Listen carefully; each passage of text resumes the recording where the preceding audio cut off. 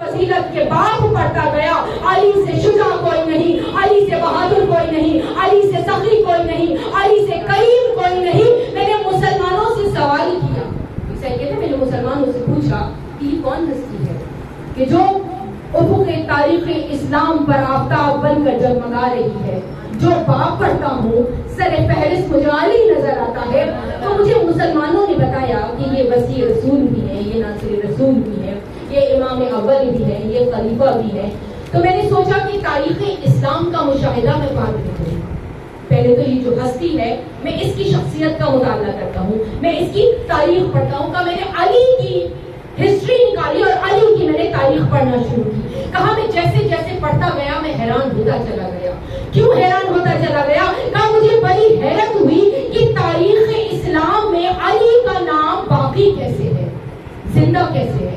اس لیے کہ ہر دور میں نے پڑھا کہ دو طاقتیں تھیں جو علی کے خلاف مسلسل استعمال ہوتی ہیں، اور دو طاقتیں اگر کسی کے پیچھے لگ جائے نا تو پھر اس کا نام صفحہ ہستی سے مٹ جایا کرتا ہے۔ ایک حکومت کی طاقت اور ایک دولت کی طاقت۔ کہا میں نے ہر دور میں دیکھا کہ ہر حاکم نے اپنے خزانے خالی کر دیے کہ علی کی فضیلت کسی طرح گھٹ جائے، اس کے فضائل ختم ہو جائے، اس کی فضیلتیں برد ہو جائے۔ لیکن پھر مجھے وہی قرآن کی آیت نظر آتی ہے کہ وَتُعِزُّ مَن تَشَاءُ وَتُذِلُّ مَن تَشَاءُ، کہ جسے وہ پروردگار عالم عزتیں عطا کر دیا کرتا ہے، اس کی مجال ہے کہ کون اسے ذیل کر دے۔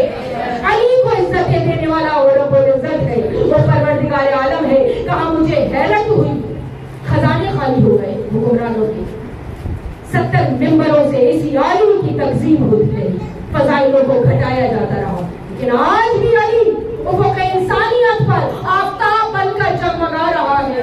کہا میں نے مسلمانوں سے سوال کیا کہ علی کا کوئی علمی کارنامہ موجود ہے؟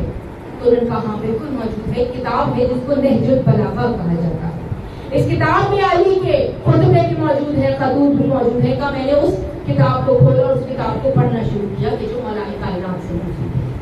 کہ میں پڑھتا گیا اور حیران ہوتا گیا۔ میں نے علی کا پہلا خطبہ پڑھا، لکھا ہوا تھا کہ یہ شمس و قمر کیسے پیدا ہوئے، یہ ستارے کیسے پیدا ہوئے، یہ زمین کیسے بنی، یہ آسمان کیسے بنا، یہ نباتات کیسے بنے، یہ شجر کیسے بنے۔ کہا میں حیران ہوتا چلا گیا یہ سب باتیں علی کو کیسے پتا ہے۔ لیکن میں کوئی شیعہ تھوڑی تھا کہ جو یقین کر لیتا آنکھیں بند کر کے۔ یاد رکھیے گا علی کا شیعہ وہی ہوتا ہے جو علی کی فضیلتوں پر آنکھیں بند کر کے یقین کر لیا کرتا ہے۔ وہ فضیلتیں سن کر سوال نہیں کیا کرتا کہ یہ کہاں سے پڑھا، کیوں پڑھا اور کیسے پڑھا، کیونکہ علی کو سوچا نہیں جاتا، علی کو مانا جاتا ہے۔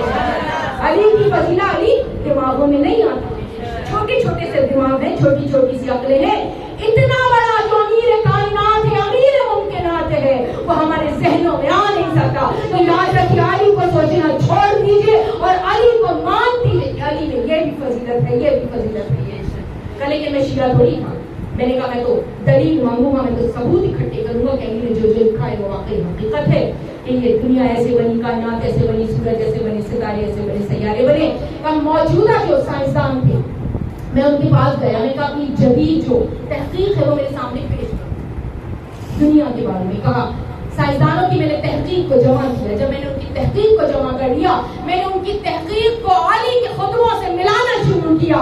کہا میں نے لفظ سے لفظ ملایا، میں نے تحریر سے تحریر ملایا، جملے سے میں نے جملہ ملایا۔ جب میں نے وہ ریسرچ بھی پڑھ لی، علی کی نہج البلاغہ بھی پڑھ لی، تو وہ عیسائی لکھ رہا ہے کہ میں نے جدید تحقیق کو پھاڑ کر کوڑے دان میں پھینکا اور علی کی نہج البلاغہ کو عزت کے ساتھ سر پر رکھ کر اس عیسائی نے یہ تاریخی جملہ کہا کہ مجھے سمجھ میں نہیں آتا۔